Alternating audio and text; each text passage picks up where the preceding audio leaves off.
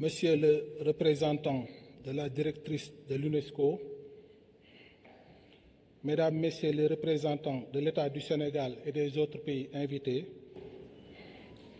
honorables députés et représentants du président de l'Assemblée nationale du Sénégal, Mesdames, Messieurs les représentants des délégations permanentes à l'UNESCO,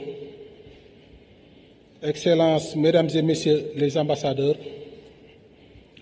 chers représentants du Khalife général des Mourides, distingués représentants des religions et traditionnels spirituels, éminents chercheurs et membres du comité scientifique, chers participants, honorables invités, en vos rangs, titres et qualités.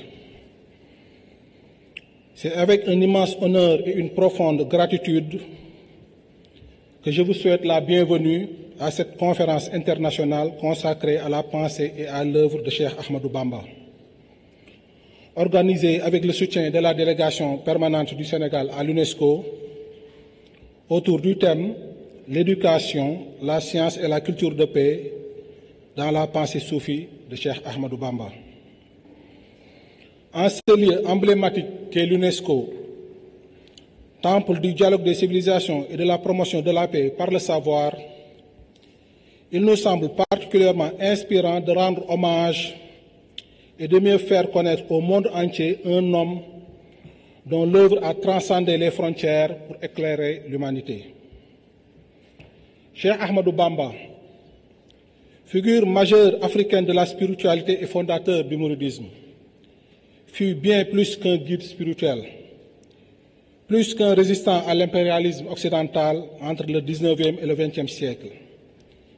Il fut plus que tout cela, un visionnaire dont les enseignements fusionnent foi, éducation émancipatrice et engagement pour la dignité humaine. Khadimou Rassoul a transmis un message de résistance pacifique, mais aussi d'élévation humaine par la science et l'éducation. Un message de dialogue et de service à l'humanité en parfaite résonance avec les idéaux fondateurs de l'UNESCO. En effet, dans un monde marqué par les fractures multiples, les conflits transversaux et complexes, les défis géopolitiques majeurs et inédits, un monde gangréné par les processus de radicalisation, les radicalismes extrêmes de tous bords, son message soufi nous rappelle plus que jamais que la vraie paix naît de l'éducation des cœurs et des esprits. Ce message nous permet d'entendre une autre voix avec X, celle des sans-voix, et d'emprunter une nouvelle voie avec eux, qui nous soustrait du marteau des extrémismes religieux et de l'enclume des identitaires. De ne plus succomber aux sirènes tentantes de ces terreaux d'où prolifèrent les nouveaux terrorismes EAU, à savoir le terreau de l'ignorance qui engendre le terrorisme des dérives idéologiques meurtrières, le terreau des inégalités socio-économiques qui génère le terrorisme des révoltes populaires sous le manteau de la religion, le terreau des injustices politiques qui mènent vers le terrorisme des conflits armés et cycles de représailles sans fin. Par son djihad spirituel, le plus grand djihad, c'est-à-dire le combat intérieur contre l'ignorance et ses propres passions, le Cheikh a tracé une voie où la science s'allie à la sagesse, où l'éthique jaillit de la lumière de la connaissance vraie, où la culture devient un rempart contre l'obscurantisme. L'attachement indéfectible de Cheikh Ahmadou Bamba à la culture de la paix, du pardon et du dépassement n'est nullement le fruit d'une stratégie rationnelle et politique conjoncturelle, non. Mais il constitue plutôt un principe intangible profondément ancré dans sa pensée et son action, ainsi qu'il ne cessa de le proclamer dans ses milieux d'écrits et de pratiquer durant toute sa vie jalonnée d'épreuves et d'injustices. Ainsi qu'en attestent les écrits puissants de ce grand penseur qui résonnent de façon étrangement prémonitoire dans le contexte actuel, tout en résumant sa quête d'harmonie universelle. Il nous décrit la nature du seul et véritable combat qui mérite d'être mené dans son poème Laysa al-birru, en ces termes. Alors que d'autres utilisent des armes matérielles pour être craints, mes seules armes à moi, Cheikh Ahmadou Bamba, sont le savoir et l'éthique, ou la piété. Car le véritable combattant sur le chemin de Dieu n'est point celui qui ôte la vie de ses ennemis, mais celui qui combat ses propres passions négatives pour parvenir à la perfection spirituelle. Fin de citation. Dans un autre de ses poèmes intitulé Muhaddimatul Amdah, il proclame ses vers d'une portée inouïe. J'ai pardonné à tous mes ennemis pour l'amour du Seigneur qui les a écartés de moi à jamais. Aussi ne songe nullement à me venger. J'ai accordé mon pardon à tous mes ennemis avec pureté de cœur. Le cheikh rappelle dans son ouvrage Nahju ce principe important. Respecte en toute créature les droits de Dieu, par considération pour son créateur. Ailleurs, dans son poème Ya Rahman Ya Rahim, il prie pour l'humanité. Ô Seigneur de l'univers, accorde ta miséricorde à l'ensemble des créatures. Ô toi qui peux diriger les égarés. Ô Seigneur, préserve-moi de jamais porter préjudice à mes proches, de même qu'aux étrangers, qu'ils soient musulmans ou non. Dans le recueil Majmouha, il nous enseigne: la paix et la quiétude sont les deux choses les plus précieuses en ce monde. Dans son ouvrage maître, Masalikul Jinan, itinéraire du paradis, il dénonce les abus et crimes commis par certains au nom du djihad. Je le cite: certains ont été abusés par le djihad qu'ils mènent contre des êtres humains innocents. S'attaquant sans cesse à leurs semblables, ils les assaillent régulièrement pour accéder aux honneurs et aux biens matériels. Car même s'ils prétendent élever le nom de Dieu à travers leur prétendu djihad, leur seul objectif est d'élever leur propre notoriété et rien d'autre. Ainsi rentrent-ils de leur prétendue guerre sainte couverte de péchés et de méfaits. Enfin, dans Ya Jumlatan, il récuse cette sorte de djihad et clarifie la nature de son combat. Je le cite: quant à moi, Khadim Rassoul, je mène mon djihad par la science et l'éthique ou la piété, en ma qualité d'esclave de Dieu, Abdullahi, et de serviteur du prophète Khadim Rassoul, alayhi salatu wassalam.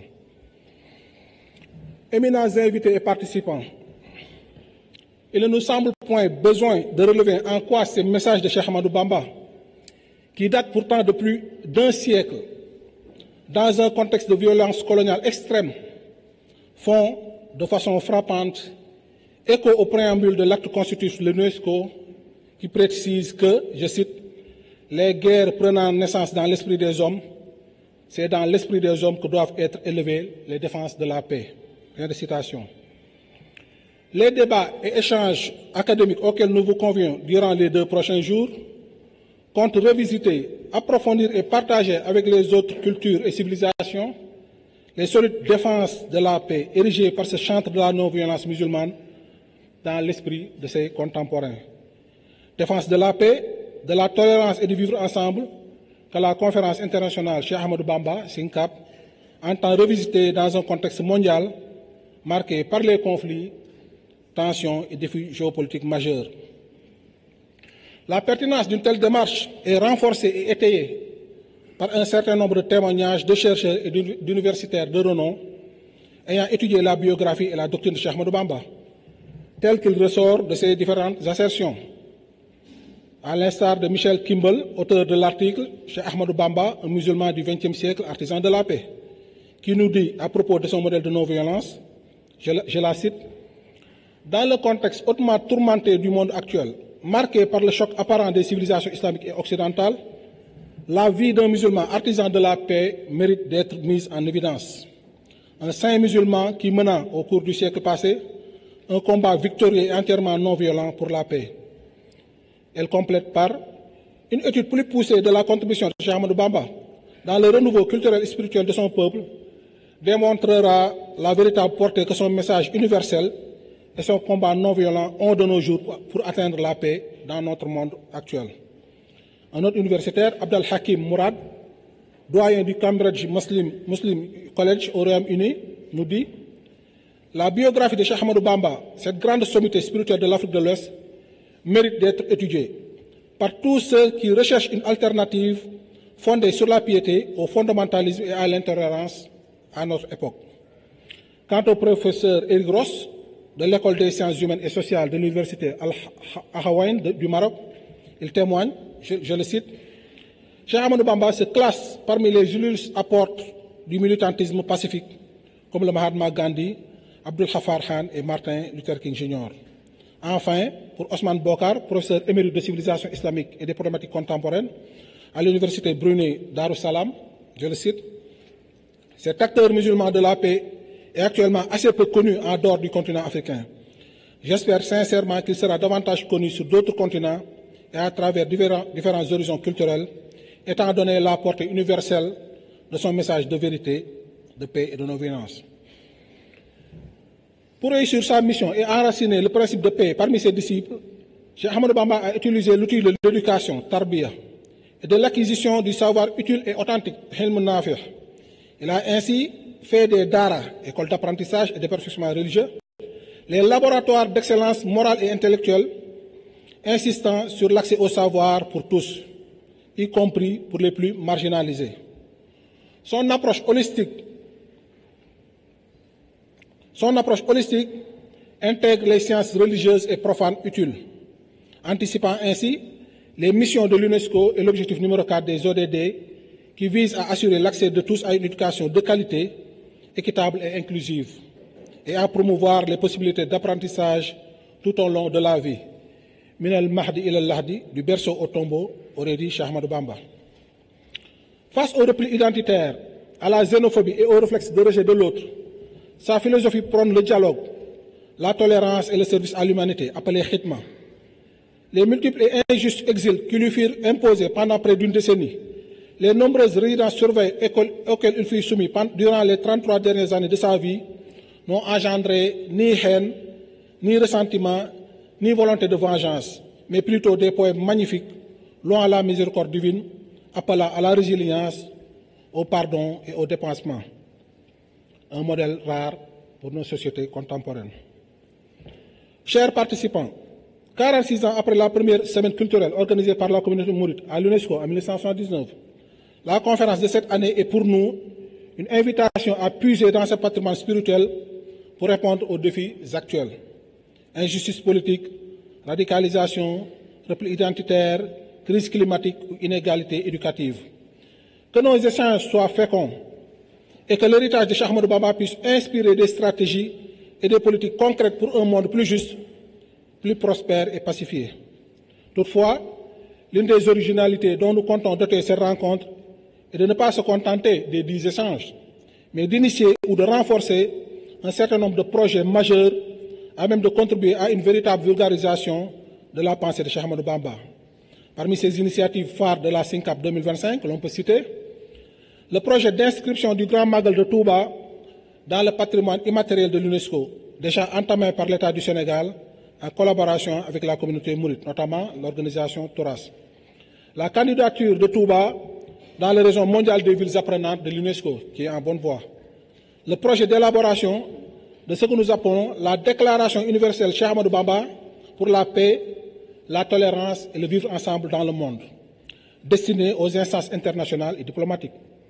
Le lancement de la plateforme Sokhna, pensée par des femmes mourides, organisée en un réseau mondial, afin d'impulser des initiatives majeures dans le domaine de l'éducation des enfants, de la santé des femmes, des projets socio-économiques structurants, etc. La plateforme Kagou, consistant en une bibliothèque numérique sur les archives et le patrimoine soufi sénégalais, et le projet Mouridia, tourné vers l'usage des outils d'intelligence artificielle, etc. Honorables invités, je ne saurais terminer sans remercier tout particulièrement le Khalife général des Mourides, Serigne Mountakha Mbacké, pour son soutien multiforme et son engagement fort pour la réussite de cette conférence. Je remercie également l'UNESCO, l'État du Sénégal, à travers la délégation permanente et ses représentants, nos différents partenaires, le comité scientifique, l'ensemble de nos panélistes, les différentes commissions et chacun d'entre vous pour votre engagement. Que cette rencontre soit le prélude d'une coopération féconde, renforcée et bénéfique entre les traditions soufis et les institutions internationales. Khadim Rassoul, le serviteur du prophète, nous enseigne que la lumière du savoir dissipe les ténèbres. À travers ces vers intemporels qui méritent d'être gravés en lettres d'or sur le fronton de l'UNESCO et de toutes les institutions se consacrant à l'éducation et à la science. Je le cite. Le savoir dissipe l'obscurité du cœur de celui qui l'acquiert. comme la lune chasse les ténèbres, ou ces autres maximes. C'est par le savoir que l'on rend la vie au cœur qui, auparavant, ne discernait pas le vrai du faux. Je le cite toujours dans Nahju. Le savoir est au cœur ce qui est la pluie au sol qu'elle arrose. Le savoir est la lumière par laquelle l'âme se guide vers la vérité, tout comme la lumière naturelle guide l'œil humain. Ensemble, cultivons cette lumière. Je déclare ouverte la première édition de la conférence internationale Cheikh Ahmadou Bamba à la maison de l'UNESCO. Je nous souhaite des travaux enrichissants et vous remercie pour votre aimable attention. Jërëjëf. Kon xam naa ñu quelques mots en wolof pour certains membres des délégations ici présentes. Kon ñu ngi nuyu di ziar kilifa yi fi teew yëpp di leen sant bu baax a baax ci taxawaay ak teewaay yi comme ni ñu ko waxee ci biir discours bi ki ñu jiital ci cant yooyu ak ngërëm yi mooy Cheikh Mouhamadou Mountakha di ñaan suñu borom yàggal ko fi lool te may ko wér ndax ginnaaw yàlla bu ndaje mi amee ci yenn anam yi ci taxawaayam ndigalam ak ñaanam ak jàppaleem kon loolu ñu ngi koy seereel mbokk yëpp di ko sant bu baax di ko ñaanal suñu borom gën ko fay yàggal ndax yàggam fi njariñ la ci diina ji njariñ la ci yoon wi njariñ la sax ci doomu aadama yi kon ñu ngi koy sant bu baax a baax di yónnee cant yooyu teg ko ci loxo Cheikh Maodo Ahmad Badawi mi nga xam ne moom la ñu booleel te muy kilifa ak jataay bi moom it di ko sant bu baax ndax bi ñu sëñ bi boolee moom ba léegi wax dëgg yàlla def na ci taxawaay yu am solo kon sëñ Ahmad ñu ngi lay sant bu baax ci teewaay bi ak coono yi leen ko masaw ak it njabootam sëñ Chouaïbou bu moom it mu Cheikh Maodo Mountakha moom it yàlla def na moom it mu bokk ci ñi nga xam ni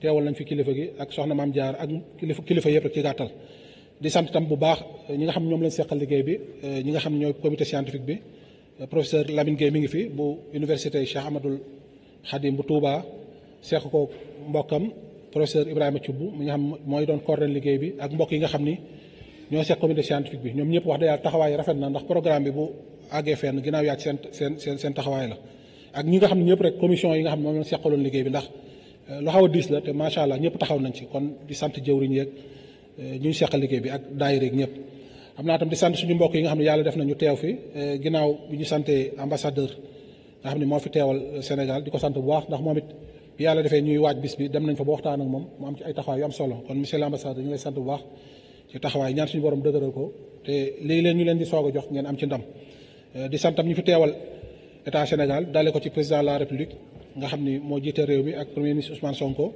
ak ñi nga xam ni ñoom lañ ñu booleel ñi leen fi teewal buñ ci limee rek ku mel ni suñu mbokk sëñ Abdou dafay teewaay boppam waaye nag am na tam cër ci foofu kon ñu ngi koy sant bu baax ndax yàlla def na amoon na yeneen yitte waaye nag wax dëgg yàlla def na ci taxaw na ci taxawaay bu am solo ci teewaay bi sëñ Abdou ñu ngi lay sant bu baax ci teewaay bi di ñaan suñu borom mu gën laa dëgëral ak ñi ngi ko àndal sa mbokk yi sëñ Cheikh Thioro député troisième vice président de l'Assemblée nationale moom it teew na fi ñu koy sant bu baax sëñ Cheikh ñu ngi lay sant sëñ Omar Bamba ak mbokk yi ñu ko seqal yëpp rek di sant tamit jaarale cant ko ngeen jotal ñu ko monsieur El Malick Ndiaye mi président assemblée nationale ndax moom moo amoon yéene teew fi waaye ay teq tax ba mënu fee teew waaye amoon na ci yéene te feeñal na ci yéenam tam ñu ngi koy sant mooy bu baax ak képp koo xam ne rek moo fi représenté état bi kon loolu tam daf ñuy may rek délégation permanente du Sénégal à l'UNESCO nga xam ni ginnaaw yàlla ñoom ñoo ñu jàppale ba lii am ñoom ñu ngi leen di sant ñi ko jiite ñoom ñëpp monsieur le chargé d'affaires ambassade bi nga xam ne sax jotul a ñëw ak ñu ko seqal sëñ Moustapha mbokk yëpp rek ci gàttal di sant tam kilifa yi fi teew yëpp ndax li ñuy wax ku lim juum kon ziar yeeg cant yi dañ koy teg ci loxo sëñ Ahmad Badawi mu jottali ko mbokk yi fi teew yëpp rek ku ñu turul turam rek mu xam ni suñu xol sant na bu baax ci teewaay bi ndax te xam nañ waaye nag xam ne seen bopp ngeen ko defal ndax cër moom seen cër la li ñuy liggéeyal suñu tubaab yéen lañ koy liggéeyal di sant association yi fi teew mbokk yi soxna itam ñu ngi leen sant baax ci teewaay bi ndax wax dëgg yàlla taxawaay am na solo lool ci liggéey bi di ngeen ko taxawoo sant nañ ci bu baax ak képp koo xam ne rek teew nga fi ndax xam nañ ni jot moom bariwul rawatina jour de semaine ngeen def effort teew fi kon ñu ngi leen sant bu baax képp kuñ tuddul rek mu xam ni li ñuy wax ku lim dañuy wax doo jum defe naa da nga dul matal waaye daal kuñ ci tudd rek ñu xam daal ñi ngi sant mbokk yëpp ci teewaay ñaan suñu borom lii ñu fi sumb nii te muy dugg ci liggéeyu Cheikh Mountakha ndax ni mu ko waxee dara ëppul solo tasaar ak njàngalem sëñ bi te loolu moo taxaw lépp moo waral jotaay bi ñu ñaan suñu borom defal ñu ci tawfeex ba lim ci sàkku ñu ko ciy liggéeyal ñu am ci tawfeex ak ngërëmam waa ko jërë ngeen jëf salaamaaleykum wa rahmatullah Alaikum salam wa rahmatullah. Aux dignitaires religieux venus du Sénégal au nom du Khalife général des Mourides, Cheikh Mountakha Mbacké, Monsieur le Président du comité d'organisation, Monsieur Abdoul Aziz Mbacké Madjalis, distingués participants, Mesdames, Messieurs.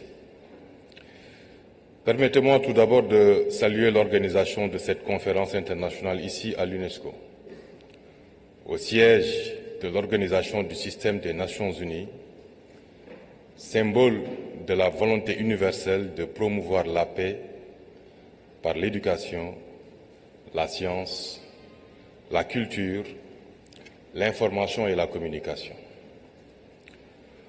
Organiser à l'UNESCO une rencontre autour de la pensée soufie d'un guide religieux peut paraître, à première vue, éloigné de la mission de l'organisation.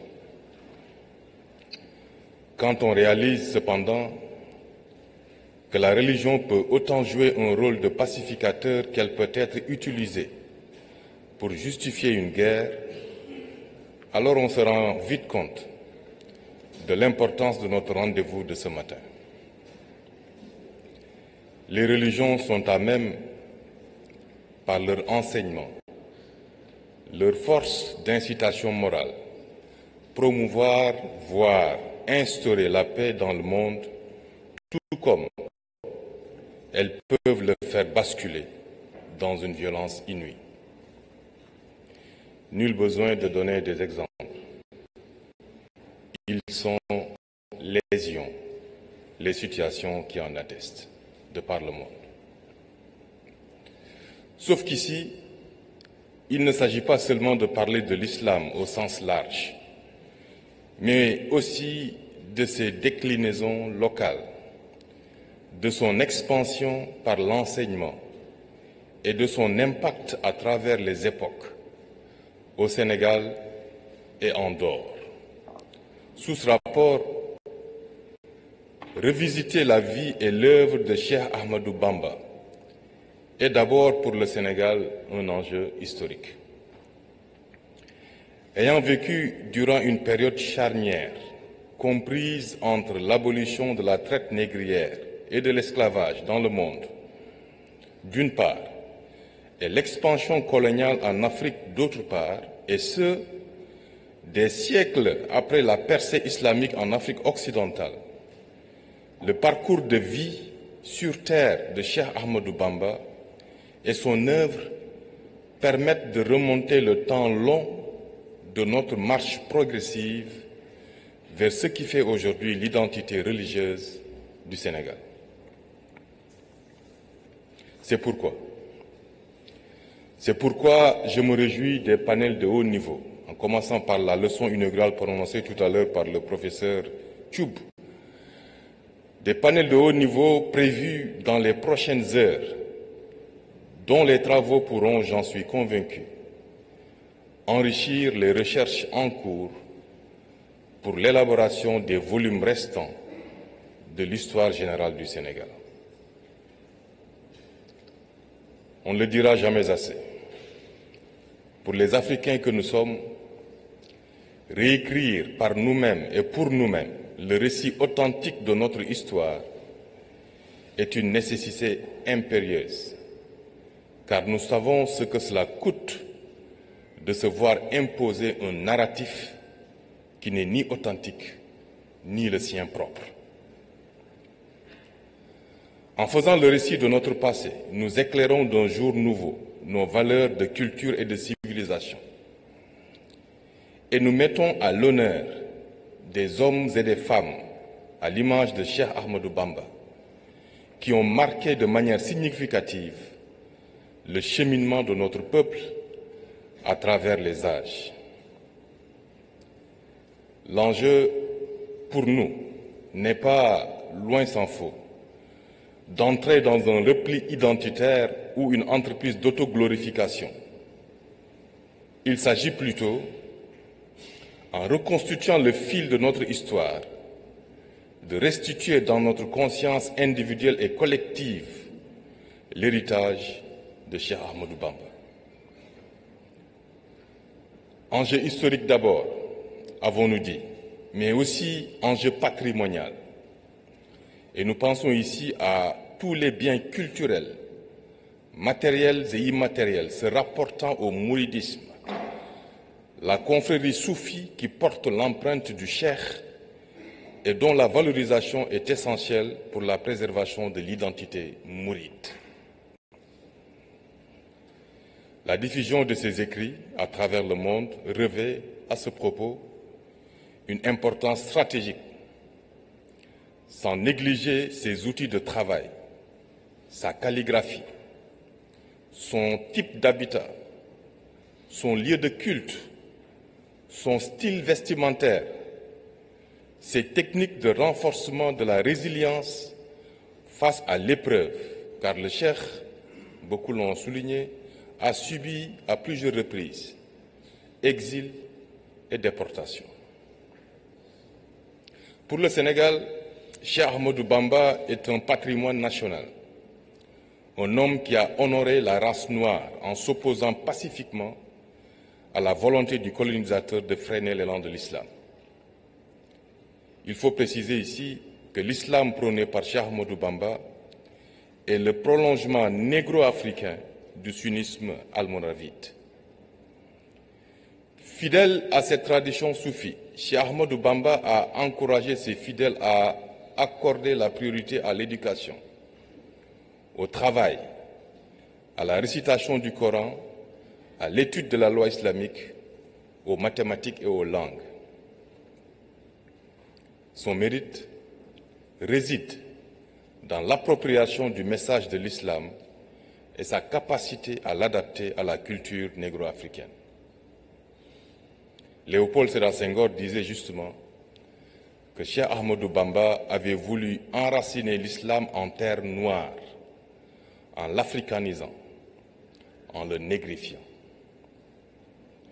Religieux à l'influence grandissante qui inquiétait beaucoup l'autorité coloniale, craignant un appel à la guerre sainte, Cheikh Ahmadou Bamba est aussi célébré pour son option pour la résistance pacifique face aux colons, à l'instar de Gandhi en Inde, de Martin Luther King aux États-Unis et de Nelson Mandela en Afrique du Sud. L'exil, la déportation, les humiliations et les privations qui vont avec n'ont jamais eu raison de sa conviction profonde que le combat contre le colonialisme devait se poursuivre par des moyens pacifiques.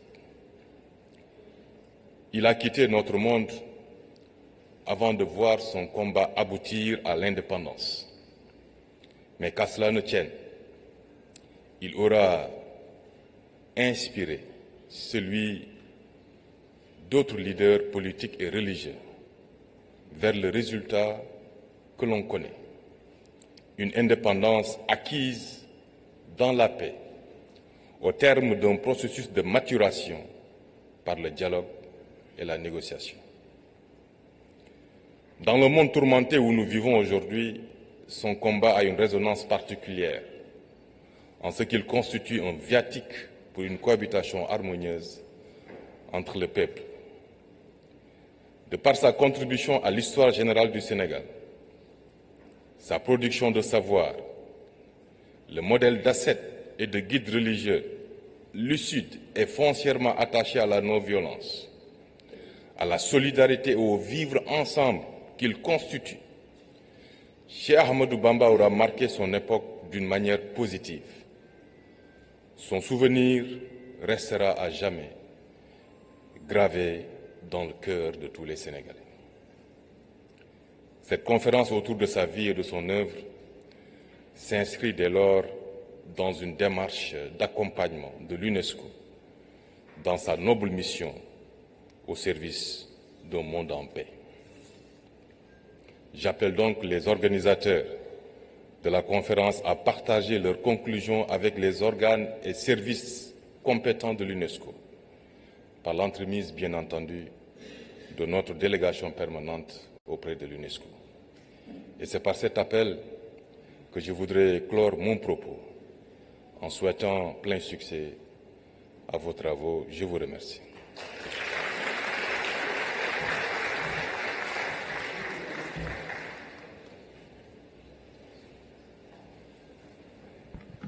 Merci beaucoup, Son Excellence, Monsieur l'ambassadeur Baye Mokhtar Diop, pour ces mots extrêmement saisissants. Nous allons à présent passer la parole à Monsieur Thupten Wangchen, fondateur.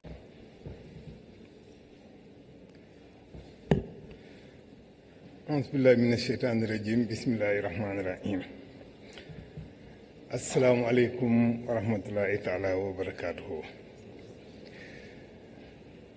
Honorables invités, je vous salue tous et toutes en vos noms, grades et qualités, et m'appuie sur les salutations protocolaires transmises par Serigne Abdoul Aziz Mbacké Madialis pour vous dire à nouveau les meilleures salutations en rapport avec l'activité qui nous réunit aujourd'hui. Je m'en vais prononcer la leçon inaugurale de la conférence internationale Cheikh Ahmadou Bamba à la maison de l'UNESCO, que j'ai intitulée Cheikh Ahmadou Bamba 1853-1927, un combattant de la paix dans un contexte de violence généralisée. Je commencerai par citer le Cheikh lui-même, qui nous dit, je cite, « J'ai signé un pacte avec Dieu, de sorte que même si le Mahdi, le Messie donc, descendait sur terre, appelant au djihad par les armes, je ne l'aiderai point. Je ne tuerai ni serpent, ni scorpion, ni aucun être vivant, car la voie que j'ai choisie m'interdit d'utiliser les armes dans mon combat. » Je le cite à nouveau. « Si le Seigneur m'avait intimé l'ordre de me venger de mes ennemis par la violence, je lui aurais demandé de m'octroyer d'abord cette faculté qui pousse un être humain à se venger, car celle-ci n'existe pas en moi. » Fin de citation. Pour qui connaît le contexte historique dans lequel les propos ci-dessus cités furent exprimés par Cheikh Ahmadou Bamba, il lui apparaîtra clairement que le fondateur de la Mouridia fut un combattant de la paix, immergé dans un océan de violence généralisée.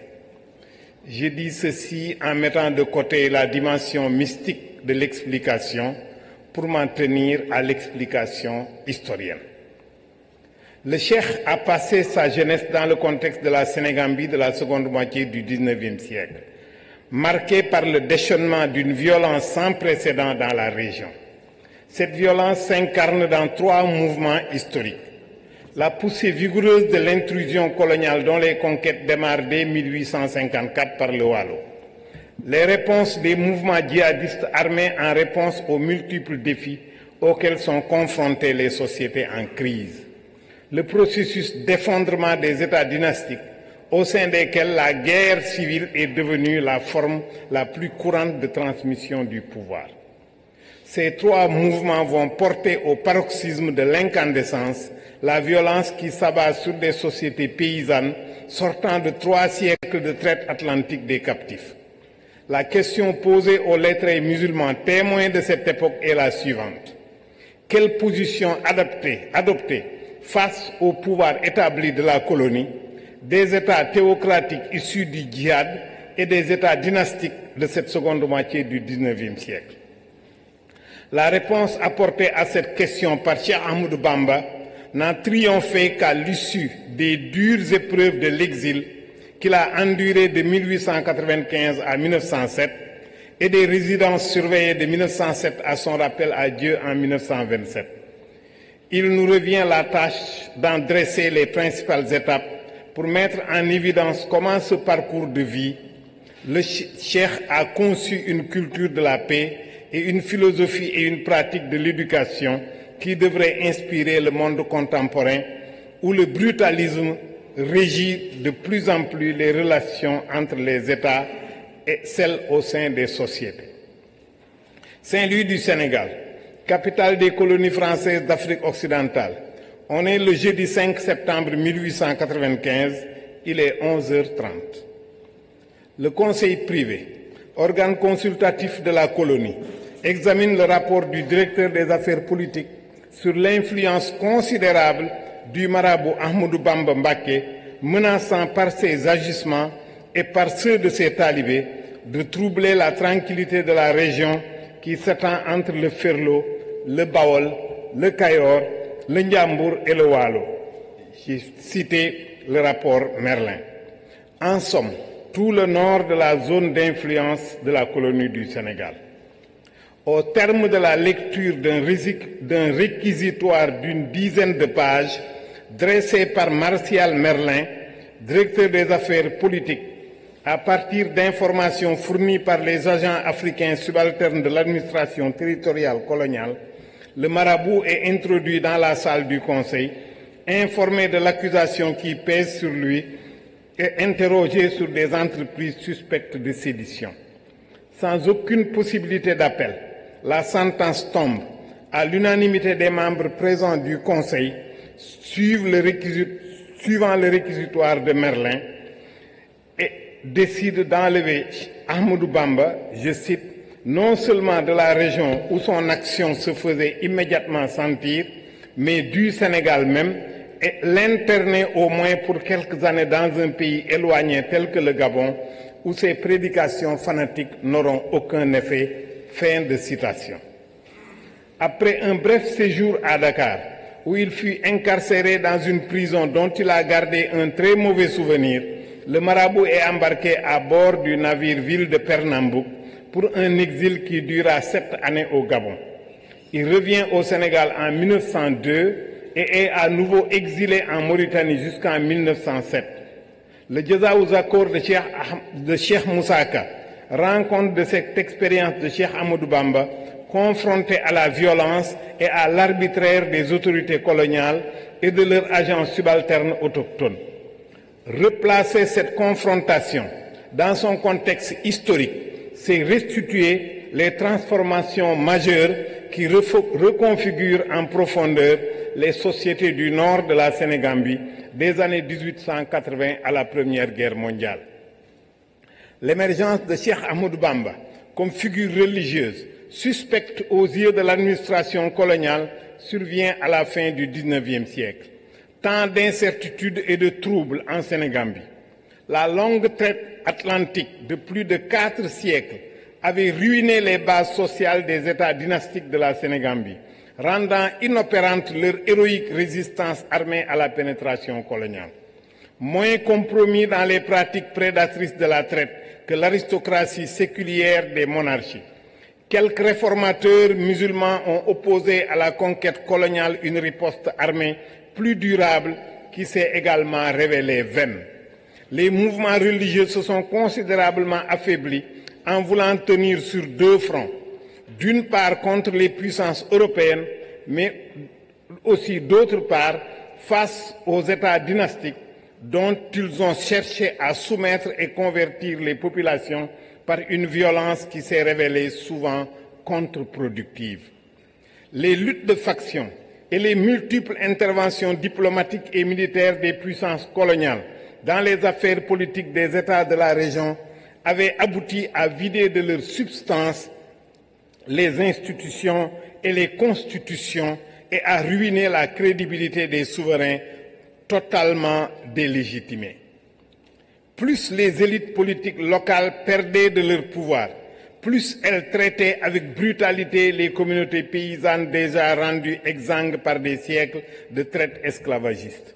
La violence, depuis longtemps principal facteur de régulation des conflits politiques, maintenait les différents États de la région dans une atmosphère de guerre civile permanente opposant les différentes factions aristocratiques en lutte pour le pouvoir. Les détenteurs de pouvoir cherchaient à conforter leur légitimité par une politique de cooptation des lettrés musulmans qui, en contrepartie des avantages ainsi acquis, acceptaient de fermer les yeux sur les pratiques prédatrices et illicites au regard des règles de l'islam et de la tradition. Les États du Waalo et du Cayor, soumis et démembrés, le gouverneur Henri Lamotte envoya les enfants de leur aristocratie déchue en formation au Maghreb pour les placer à leur retour à la tête des nouvelles provinces constituées de leur territoire d'origine. La situation au Baol, où Cheikh Ahmadou Bamba avait élu domicile, est assez illustrative de cette déliquescence des pouvoirs autochtones et de l'immixtion de la colonie dans les affaires intérieures de ces États. Illustre parfaitement cette situation chaotique l'accession au pouvoir de Tanor Dieng, un homme de poigne qui, légalement, ne pouvait prétendre au trône du Baol, mais il y parvint grâce à une imposante troupe armée qui semait la terreur dans tout le pays. Après avoir mis au pas ses adversaires politiques, il s'attaqua à tous les lettrés musulmans et guides religieux dont la popularité portait ombrage à son autorité. Les populations, en faisant allégeance au marabout, contrecarraient son projet de soumettre à son autorité exclusive les habitants du royaume. Les disciples de Cheikh Ahmadou Bamba, plutôt déterminés, devenaient l'une des cibles de ces attaques. L'événement le plus marquant passé à la postérité dans cette confrontation avec la nouvelle communauté eut lieu en 1894. Tanor exigea des disciples de Cheikh Ahmadou Bamba qu'ils abjurent leur allégeance au cheikh pour reconnaître la suprématie de son autorité. Soumis à la torture, les disciples mourides refusèrent résolument de céder à ces injonctions. Sa mort, survenue quelques mois après, le 15 juin 1894, donna le prétexte à Saint-Louis de supprimer la monarchie en divisant le Baol en deux entités administratives confiées à des membres de l'aristocratie initiés aux procédures et méthodes de l'administration française. Sur l'instigation de Martial Merlin, le gouverneur Henri Lamotte consolida cette politique par l'envoi en 1893 à l'école franco-arabe de Tunis des élèves les plus doués issus de ce milieu aristocratique pour y recevoir une formation complétant celle de l'école des fils de chefs et d'interprètes, l'ancienne école des étages fermée en 1871 et rouverte sous cette nouvelle dénomination en 1891.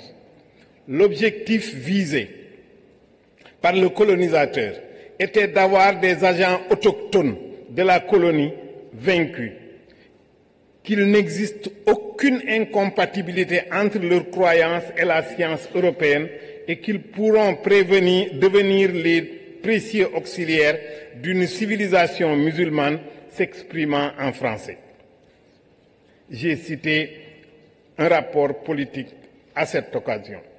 À leur retour, ces autochtones formés à Tunis furent placés à la tête des provinces issues du démembrement de leur pays d'origine. L'allégeance des communautés paysannes à la tariqa mouride et le refus d'obéir à la chefferie indigène patronnée par Merlin sont les éléments constitutifs du casus belli qui mena à l'exil de Cheikh Ahmadou Bamba. Les sources internes de la Mouridia ont largement documenté ce conflit opposant les talibés de la jeune communauté à la chefferie indigène. Les débris de l'aristocratie, défaite et soumise à la colonie, harcelant sans répit les disciples mourides, en l'occurrence les cheikhs qui diffusaient la nouvelle voie. Le Jazaou Zakour de Cheikh Moussaka rencontre en des termes touchants des épisodes épiques de l'affrontement qui démontrent la grande détermination des premiers disciples de Cheikh Ahmadou Bamba. Je cite Cheikh Moussaka. C'est cette année-là que le Teigne Tanor dénonçant les cheikhs mourides du Baol pour éteindre la flamme de l'islam. Son sort fut scellé par son affrontement avec Cheikh Babacar Thiargane, Serigne Mor Mané et Serigne Alioune Diouf Lambaye. Ce jour-là, il les convoqua à la place publique de Lambaye, les soumit à la torture et leur fit injonction de se séparer de Cheikh Bamba, sinon je vais égorger tous les mourides. Serigne Momar Mané de lui rétorquer: tu mens, nous refusons de céder à tes menaces. Nous irons à Touba. Il est plus facile de te détrôner que de faire ce que tu viens de dire.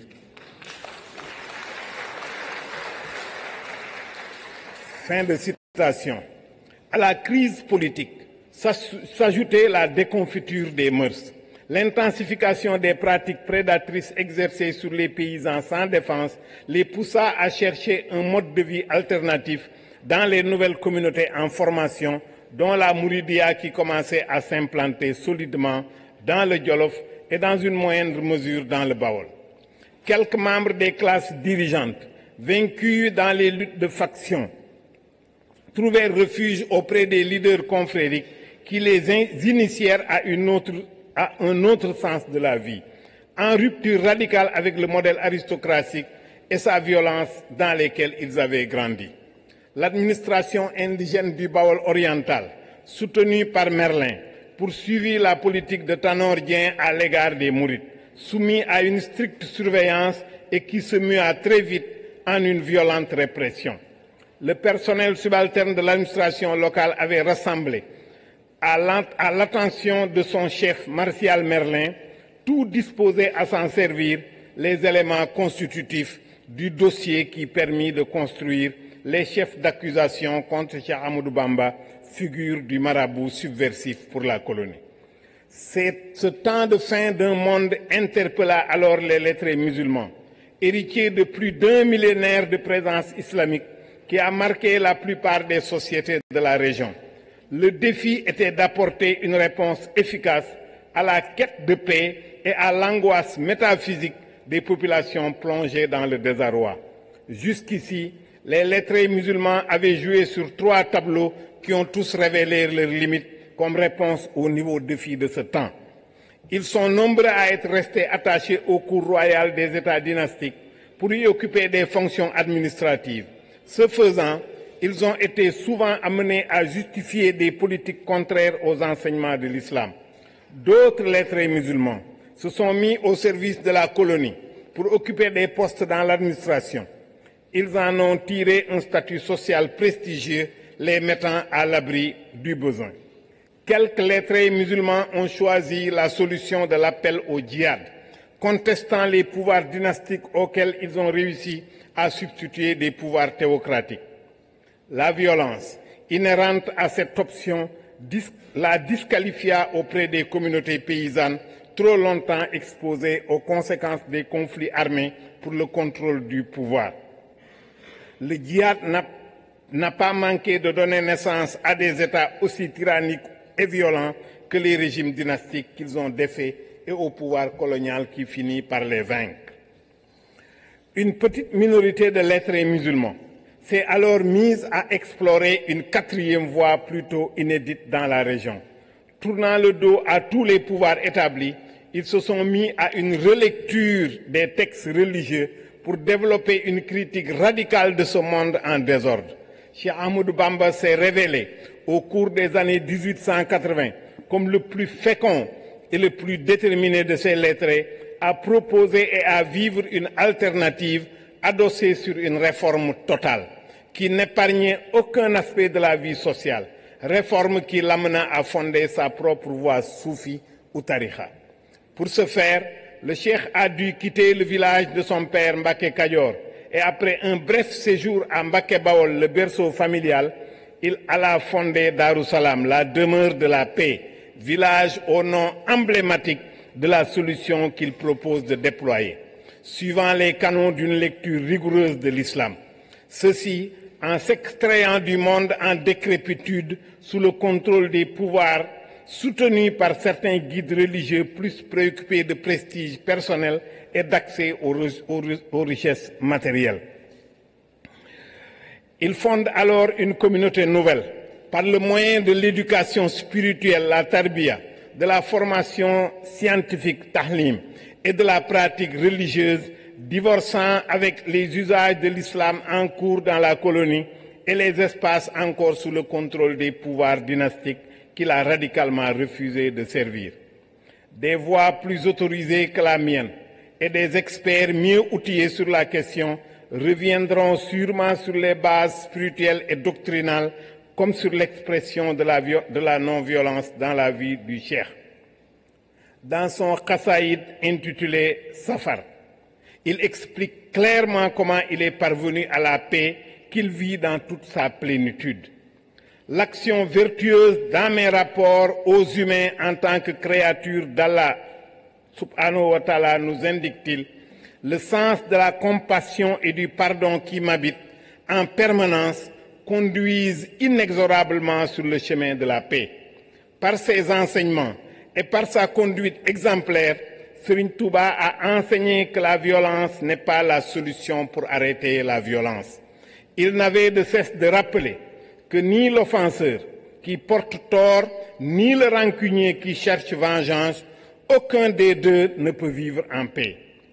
Kuy tooñ du am jàmm, kuy fayu du am jàmm.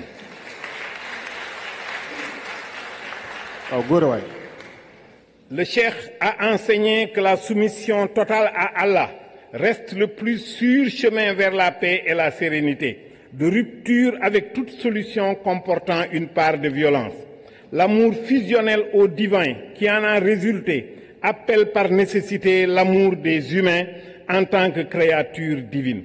Sa doctrine soufie, pilier doctrinal de la communauté, enseigne une attitude de bienveillance, de justice et de pardon en direction des humains. Seraient-ils ses ennemis? Les seules armes qu'il évoque, dont il use exclusivement, restent les armes du savoir.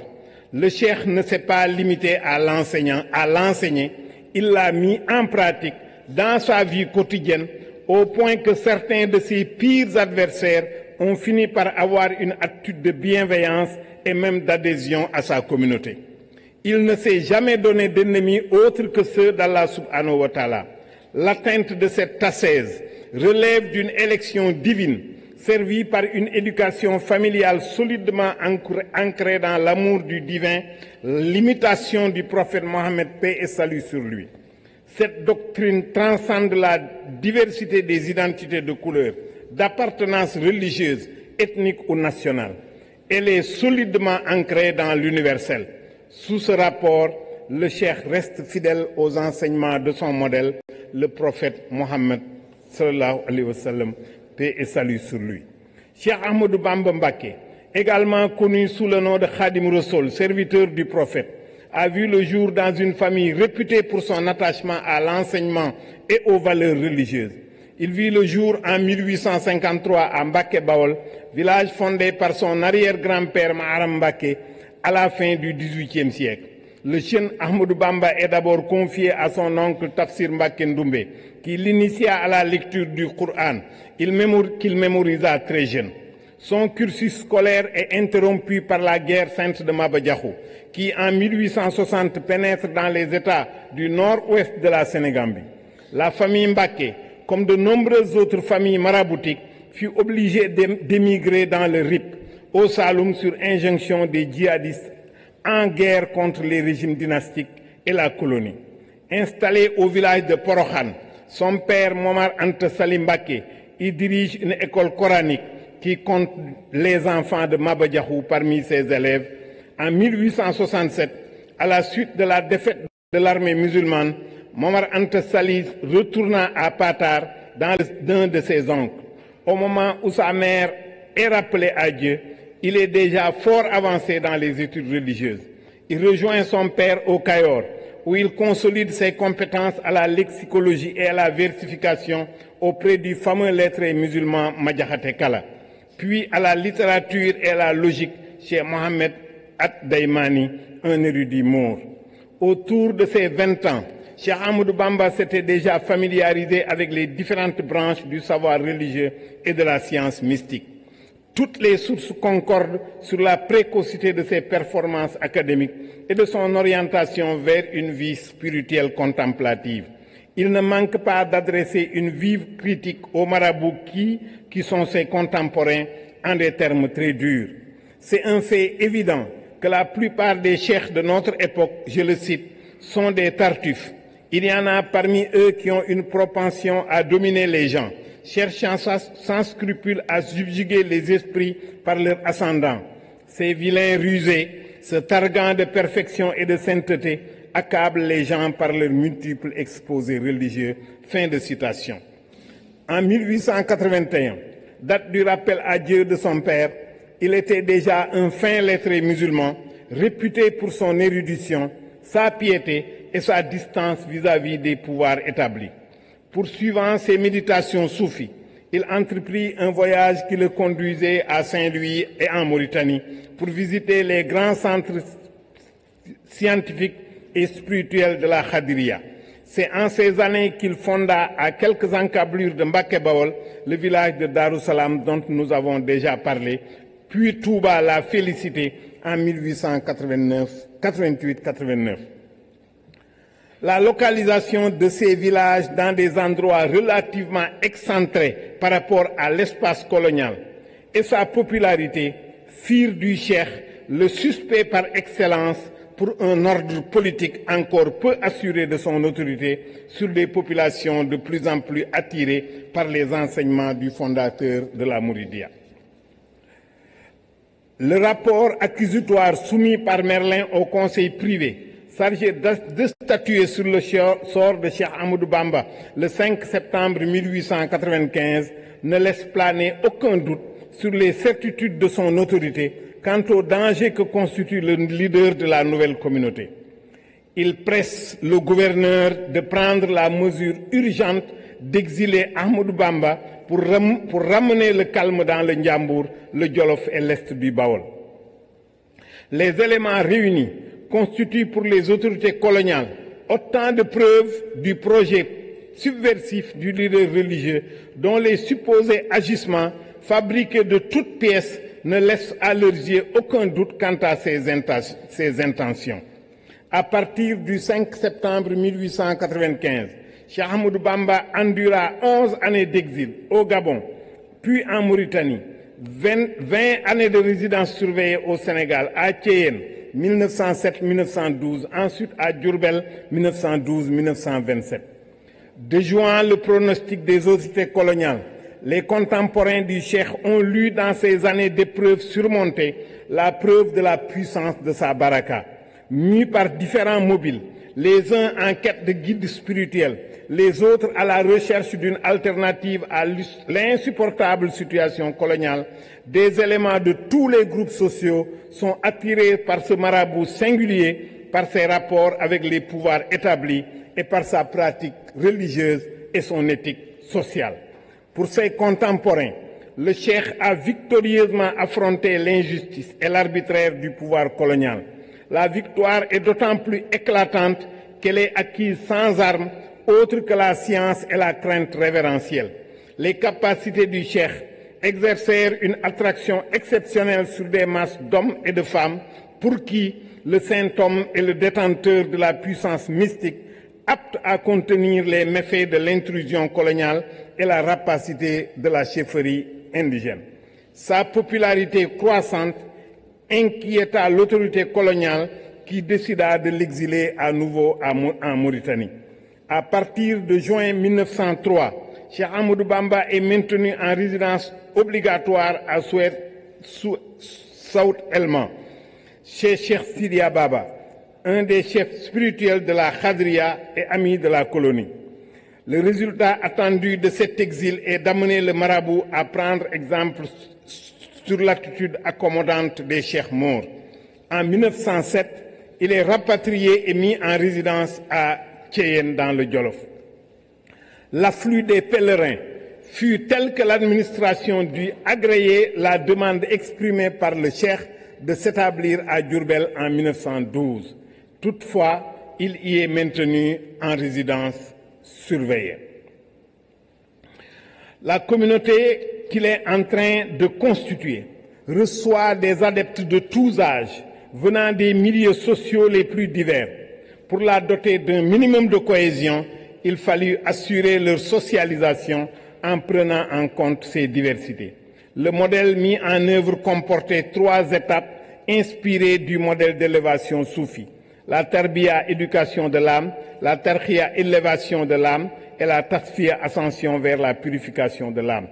Au-delà de la soumission, islam, il s'agit de gravir les échelons qui mènent à l'ascèse, au dévouement, ou la vraie foi, iman, et même mieux du don de soi intégral, ihsan. L'éducation reçue participe à l'intériorisation de l'identité confrérique. Cet enseignement qui ne sépare jamais l'énoncé doctrinal du culte du travail expose une vaste typologie de règles de politesse fondées sur la notion d'héritage prophétique. Il illustre avec précision les étapes et les épreuves redoutables du voyage spirituel. En 1917, déjà plus de 500 cheikh mourides sont chargés de la diffusion du modèle dans les différentes régions du Sénégal. La mouridia de Cheikh Ahmadou Bamba résulte donc de sa décision prise de s'élever au-dessus des contingences d'un monde rendu invivable par la décrépitude de ses valeurs et ravagé par les effets dévastateurs de la traite atlantique des esclaves et de la mainmise coloniale sur la Sénégambie. Aucune des solutions de sortie de crise dont il a fait l'expérience dans sa jeunesse, guerre sainte islamique, résistance des pouvoirs dynastiques, compromis avec la colonie, ne donnait satisfaction aux lettrés qu'il était, nourris par les sources de l'islam et les textes des penseurs soufis. La communauté qui se constitue ainsi, à la fin d'un siècle de troubles, a bâti sa cohésion dans la construction d'une mémoire de rupture et d'une culture de la distance qui lui permet d'imprimer son empreinte sur son environnement. Ces leaders ont interprété avec efficacité les nouvelles donnes politiques et économiques pour trouver un modus vivendi avec le pouvoir temporel sans aliéner l'autonomie religieuse, spirituelle et culturelle de leur communauté.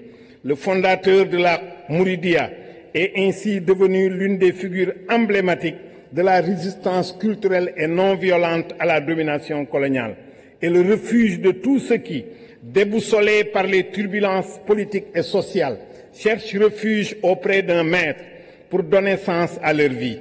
Son rappel à Dieu survenu le 19 juillet 1927 n'a pas freiné le déploiement de sa communauté. J'en ai presque terminé. À partir du référentiel que constitue Touba, la plus sainte des villes de la confrérie, répliquée à l'échelle de la planète et se conformant partout où il se déploie aux exigences du lieu qui l'accueille, le mouride en mobilité n'en perd pas pour autant son identité. Au quotidien, il gère ingénieusement la tension entre la fidélité aux valeurs fondatrices de la confrérie et les exigences d'une accommodation à son environnement, pour mieux en tirer les opportunités dont une bonne partie des ressources générées retourne à Touba et participe à la construction toujours inachevée du lieu, à l'entretien de ces lieux de mémoire, de ces monuments, à la grandeur des événements commémorant la trajectoire de la communauté et ses figures emblématiques.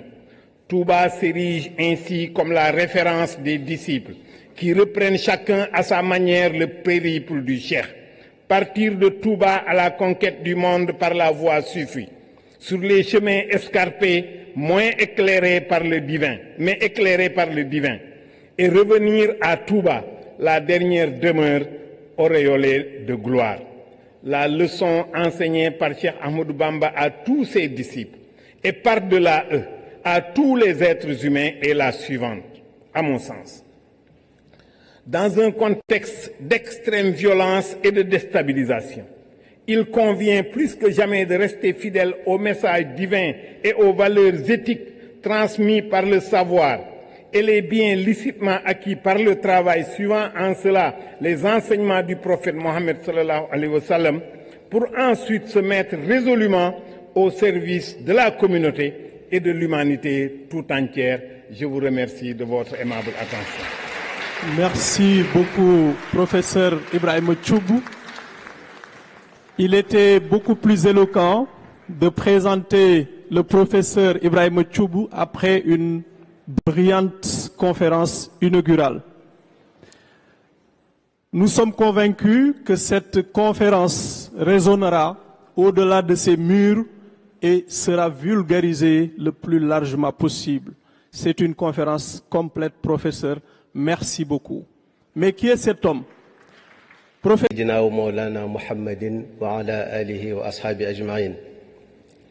Monsieur le représentant de Monsieur le secrétaire général de l'UNESCO,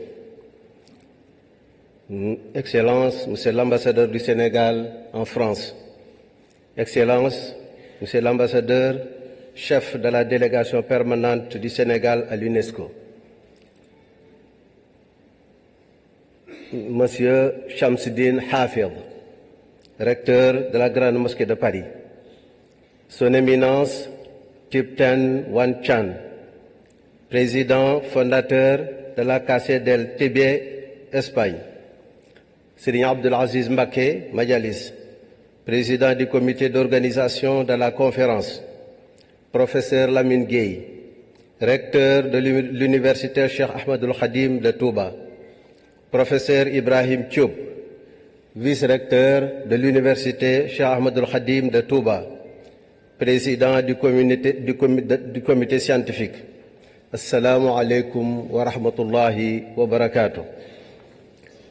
C'est avec honneur et déférence que je prends la parole devant votre auguste assemblée pour délivrer le message de Cheikh Mohamedou Mountakha Mbacké, Khalife général des Mourides, qui vous adresse ses salutations de paix.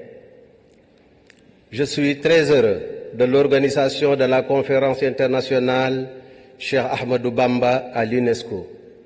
46 ans après l'édition du 30 juin 1979, conduite par Serigne Sam Mbaye, un savant au talent pédagogique éprouvé, accompagné alors par de grands érudits de la communauté mouride, Serigne Moustapha Abdourahmane Lo, Serigne Moustapha Salih Mbacké, Serigne Cheikh Mbacké ibn Serigne Moustapha ibn Cheikh Mohamed El Bachir, Cheikh Mohamedoul El Mamoun Niang et Cheikh Abdoulaye Dieye.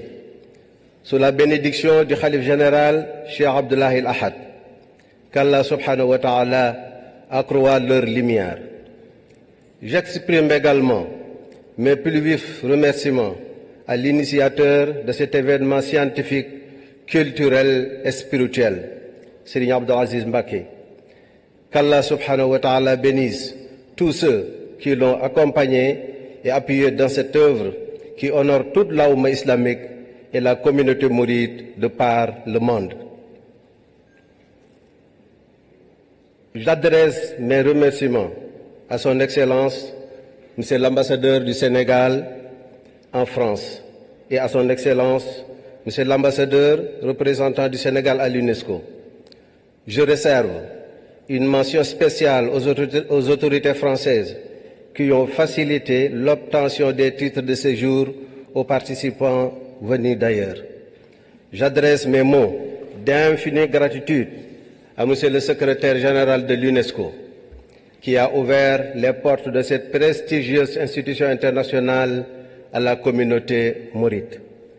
J'estime à sa juste valeur l'ampleur de la mission et l'envergure de cet événement qui me tient particulièrement à cœur. Dans le contexte tourmenté de notre monde actuel et face aux défis que l'humanité doit relever, il nous semble crucial de mieux connaître et de partager et de mettre en pratique les valeurs enseignées par Cheikh Ahmadou Bamba. En effet, quel que soit le niveau de désespoir, de complexité et d'inquiétude de notre contexte, son modèle demeure plus que jamais actuel et susceptible d'apporter des perspectives de solutions adaptées à l'humanité tout entière. Car sa vie, tant dans ses aspects visibles que spirituels, montre la voie à une humanité en quête de repères. Le message de Cheikh Ahmadou Bamba ne s'adresse pas exclusivement à ses compatriotes sénégalais ou ses co-religionnaires musulmans. Il se veut universel et vise en conséquence l'humanité tout entière. Cette approche universelle est strictement inspirée par son modèle par excellence, le prophète Sayyiduna Muhammad sallallahu alayhi wa sallam. Wa ma arsalnaka illa kaffatan linnasi wa ma arsalnaka illa rahmatan lil alamin. C'est la raison pour laquelle j'accueille avec enthousiasme et espérance toute initiative qui vise à promouvoir les valeurs enseignées par le Cheikh et à renforcer la détermination de ce qui inspire de son modèle. Je ne doute pas que cette conférence fera connaître le vrai visage de l'islam, religion de paix, souvent à tort calomniée, parce que méconnue dans son authentique essence, illustrée par l'œuvre et le parcours de vie de Cheikh Ahmadou Bamba. À la suite de cette conférence, la communauté mouride travaillera à consolider le partenariat avec l'UNESCO pour que l'œuvre de Cheikh Ahmadou Bamba rayonne dans les bibliothèques de l'institution pour éclairer les chemins de la non-violence, de la tolérance, de l'éducation au vivre ensemble et de la culture de paix. Soyez donc convaincus que de telles initiatives demeurent au cœur de mes préoccupations et de mes ambitions, tout en réitérant ma détermination à demeurer au service de Cheikh Ahmadou Bamba. Je prie le Seigneur Tout-Puissant de faire de cette conférence sur Cheikh Ahmadou Bamba une réussite sur tous les plans. Je prie Allah subhanahu wa ta'ala de bénir tous ceux et celles qui ont contribué à la réussite de cette conférence internationale. Wassalamu alaykum wa rahmatun min ladunhu wa barakatuh. Wa alaykum assalam wa rahmatullahi wa barakatuh. Serigne Ahmadoul Badawi Mbacké, jërëjëf.